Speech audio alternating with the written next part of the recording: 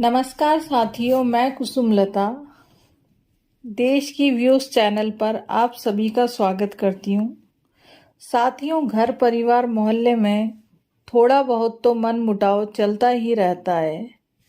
Corona काल के संकट के समय में सारे गिले शिकवे भूलकर एक दूसरे की मदद के लिए तत्पर रहें, जिससे जो भी हो सके वह एक दूसरे की मदद करें। आज मैं आपको एक ऐसी ही अनसुनी कहानी सुनाती हूँ। इस परिवार में एक बुजुर्ग पिताजी हैं जो कोरोना से ग्रसित हैं। उनके इलाज के लिए डॉक्टर ने साफ साफ बोल दिया कि जल्दी से जल्दी आप लोग प्लाज्मा डोनर का इंतज़ाम कर लें, नहीं तो कुछ भी हो सकता है। दीपक, जो उनका इकलौता बेटा है, उसको कुछ नहीं सूझ रहा था। माँ सुबक सुबक कर रो रही थी और सामने बेड पर पड़े पिताजी बेहद ही सीरियस हालत में थे।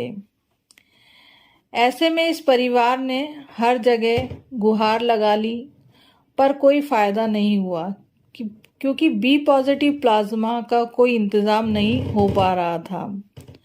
वैसे तो बी पॉजिटिव प्लाज्मा उनके घर में ही थे।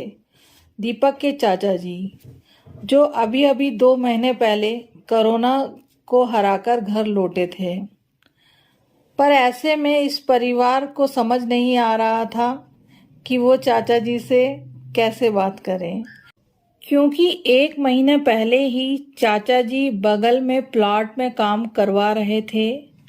तभी बाबूजी और चाचा जी का मात्र 1 फीट जमीन के विवाद के कारण ही दोनों भाइयों में झगड़ा हो गया था और पिताजी ने उनको जेल भिजवा दिया था।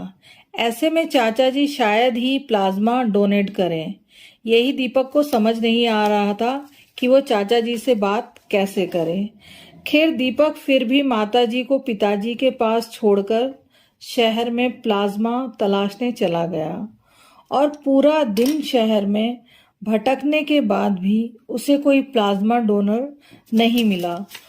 हार थक के जब दीपक शाम को अस्पताल पहुंचा तो माँ से चिपककर फूट फूट कर रोने लगा कि माँ, प्लाज्मा का इंतज़ाम नहीं हो पाया, अब पिताजी का क्या होगा माँ।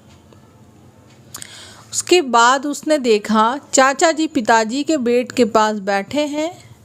दीपक कुछ बोल नहीं पाया।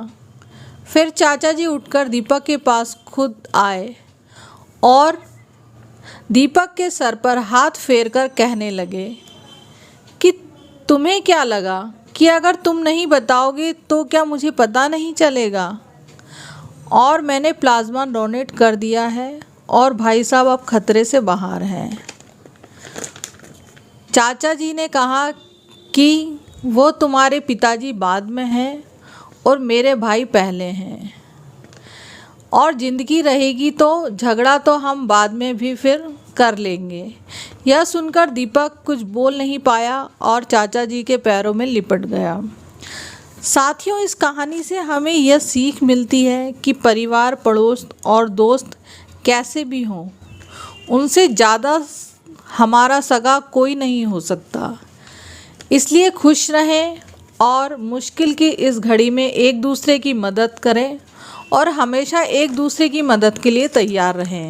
सदैव प्रसन्न रहिए और याद रखिए, जो प्राप्त है वो पर्याप्त है, जिसका मन मस्त है उसके पास समस्त है। साथियों, आप सभी से निवेदन है कि देश के व्यूज़ चैनल को और ज़्यादा से ज़्यादा लाइक, शेयर और सब्सक्राइब करें, ताकि हम सभी अच्छी बातें आपके अपनों तक पहुंचाते रहें। मैं फिर एक बार एक नई कहानी के साथ आपसे दोबारा ही जल्दी मिलूंगी। धन्यवाद।